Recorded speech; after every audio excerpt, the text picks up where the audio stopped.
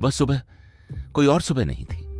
वह सुबह जब कुरुक्षेत्र की धरती ने पहली बार एक ऐसी भयावहता देखी जो 5000 साल बाद भी इंसान को कंपाती है। 18 अक्षौहिणी सेना, दो पक्षों में बंटी, एक तरफ 7 अक्षौहिणी पांडवों के साथ, एक तरफ 11 अक्षौहिणी कौरवों के साथ, और बीच में एक धरती थी, कुरुक्षेत्र की धरती, और दो भाई खड़े थे एक दूसरे के सामने, अपने ही खून से लड़ने को तैयार। पहले समझो, 18 अक्षौहिणी मतलब क्या होता है। एक अक्षौहिणी में होता था 21,870 हाथी, 21,870 रथ, 65,610 घुड़सवार और 1,09,350 पैदल सैनिक। एक अक्षौहिणी एक में तो 18 अक्षौहिणी में 3 से ज्यादा लाख हाथी, उसी संख्या के रथ, और लगभग 30.5 लाख इंसान, 30.5 लाख इंसान एक धरती पर एक वक्त में लड़ने के लिए। आज पूरी दुनिया की सारी सेनाएं मिलकर भी शायद यह संख्या नहीं बनाती। 5000 साल पहले कुरुक्षेत्र में इतना बड़ा आयोजन था। पहले दिन की सुबह भीष्म पितामह सेनापति थे, कौरवों के सबसे बड़े, सबसे अनुभवी, सबसे प्रभावशाली। भीष्म ने उस सुबह अपना शंख फूंका। देवदत्त नहीं था उनका शंख था पंचजन्य, नहीं वह कृष्ण का था। भीष्म का शंख था उनकी अपनी आवाज, एक गहरी भारी गूंजती आवाज, और उस आवाज के साथ पूरी सेना में एक जोश आया, एक जोश जो आसमान तक गया। और फिर पांडवों की तरफ से कृष्ण ने पंचजन्य फूंका, अर्जुन ने देवदत्त, भीम ने पौंड्र, युधिष्ठिर ने अनंत विजय, नकुल ने सुघोष, सहदेव ने मणिपुष्पक, 6 शंख एक साथ। और वह आवाजें जब कुरुक्षेत्र की धरती पर गूंजी, धृतराष्ट्र के हृदय में एक कंपकंपी आई। संजय ने बताया, लेकिन वह कंपकंपी सिर्फ धृतराष्ट्र में नहीं थी, अर्जुन के रथ में भी एक कंपकंपी थी, एक अलग तरह की, एक अंदर की। जब अर्जुन ने अपनी सेना देखी, जब उन्होंने सामने वाली सेना देखी, उन्हें क्या दिखा? गुरु द्रोणाचार्य दिखे, पितामह भीष्म दिखे, बड़े बुजुर्ग दिखे, भाई दिखे, भतीजे दिखे, मित्र दिखे। वह लोग जो उनके थे, वह लोग जिनसे वह बड़े हुए, वह लोग जिनसे प्यार था, वह लोग जिन्हें मारना था। अर्जुन का धनुष, गांडीव उसके हाथ से छूटने लगा, उनके पैर कांपे, उन्हें लगा मैं नहीं लड़ सकता, मैं यह नहीं कर सकता। और तब कृष्ण ने कुछ कहा, वह कुछ भगवत गीता बन गई, दुनिया का सबसे बड़ा ज्ञान, दुनिया का सबसे बड़ा दर्शन। 700 श्लोक, 18 अध्याय, एक संवाद, कृष्ण और अर्जुन के बीच, दो रथों के बीच, दो सेनाओं के बीच। कृष्ण ने कहा, अर्जुन उठो, लड़ो। जो लोग सामने खड़े हैं उनके शरीर को मार सकते हो तुम, लेकिन जो इनके अंदर है वह कभी नहीं मरता। आत्मा अमर है, तुम मरने वाले को नहीं मार रहे, तुम शरीर को मार रहे हो, और शरीर तो नश्वर है जो बदलता रहता है। यह सुनकर अर्जुन ने अपना गांडीव उठाया और पहला दिन शुरू हुआ। पहले दिन भीष्म ने कैसी तबाही मचाई। महाभारत के भीष्म पर्व में लिखा है कि भीष्म ने पहले दिन बहुत सारे पांडव सैनिकों को मारा। वह अकेले एक ऐसी शक्ति थे जिसे रोकना मुश्किल था, लेकिन एक चीज थी, भीष्म ने एक नियम बनाया था, मैं युद्ध में शिखंडी से नहीं लड़ूंगा, क्योंकि शिखंडी पहले अंबा थी, स्त्री का रूप था, और एक क्षत्रिय की तरह भीष्म ने स्त्री पर हथियार नहीं उठाने थे। यह था भीष्म का धर्म। युद्ध के मैदान में भी जब सब कुछ चल रहा था, उनका धर्म उन्हें रोक रहा था। पहले दिन से लेकर 9वें दिन तक भीष्म ने पांडव सेना में तूफान मचा दिया।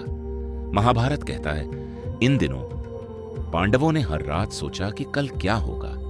हर रात कृष्ण और युधिष्ठिर मंत्रणा में बैठे, क्या करें, भीष्म इतना बड़ा है, भीष्म को कैसे रोकें।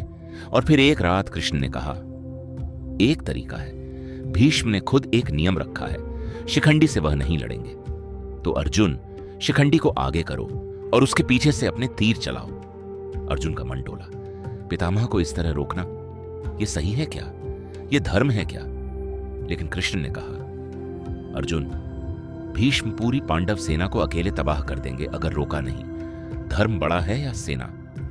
10वां दिन आया, शिखंडी आगे था, अर्जुन पीछे था, और भीष्म ने देखा, उन्होंने हथियार रोक लिए क्योंकि सामने शिखंडी था, और अर्जुन के तीर आए एक के बाद एक, भीष्म के कवच को चीरते हुए, भीष्म के शरीर को चीरते हुए। भीष्म गिरे रथ से, कुरुक्षेत्र की धरती पर। लेकिन वह धरती पर गिरे तो तीर इतने थे उनके शरीर में कि वह धरती को छू नहीं पाए। तीरों की सेज बन गई, वह तीरों पर लेटे रहे। दोनों पक्षों की सेनाएं रुक गई। कौरवों की सेना रुक गई, पांडवों की सेना रुक गई। वह इंसान जो 10 दिनों से रोज सूरज की तरह लड़ रहा था, वह गिर गया।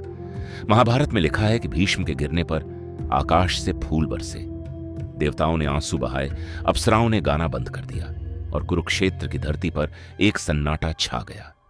भीष्म ने तब भी मरना नहीं चुना। उन्होंने कहा, मैं उत्तरायण का इंतजार करूंगा।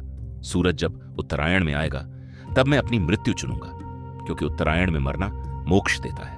और तीरों की सेज पर 58 दिन और भीष्म जिंदा रहे, दर्द में, तीरों पर, खुले आसमान के नीचे।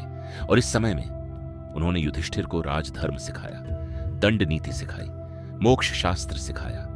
यह था भीष्म। गिरने के बाद भी सिखाते रहे, मरने के बाद भी देना जारी रखा। कुरुक्षेत्र के 18 दिनों में जो कुछ हुआ वह सिर्फ एक युद्ध नहीं था। वह 18 दिनों में इंसान ने अपनी पूरी दुनिया देख ली।